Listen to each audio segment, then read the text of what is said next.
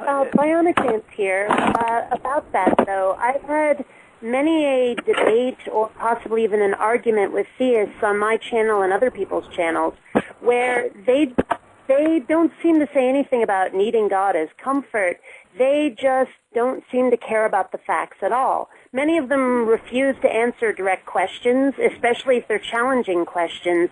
It seems to me like they just use a different process to reach a conclusion than, well, I hate to put it this way, but people who have a greater respect for logic, reason, and evidence.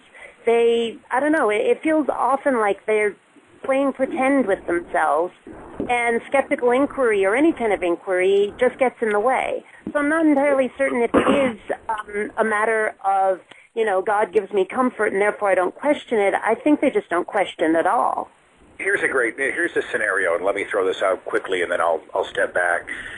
But a scenario I've used is, let's say that someone's involved in a shooting. There's a teenager on the street, a car drives by, and there's gunfire, and he's hit. He's taken to the hospital. Now, his family is religious. They're Christian. They go to the hospital. Now, no matter how it works out, God is a coping mechanism for that family, because if he recovers completely, God healed him. If he recovers but he is somewhat infirmed, God saved him anyway. It could have been worse. God's going to use this to show his strength.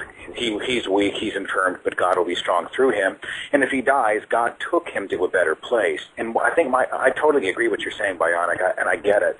I think that the facts may not matter, but I think people are projecting that, God becomes a way for them just to deal. And it's an excuse to stop thinking.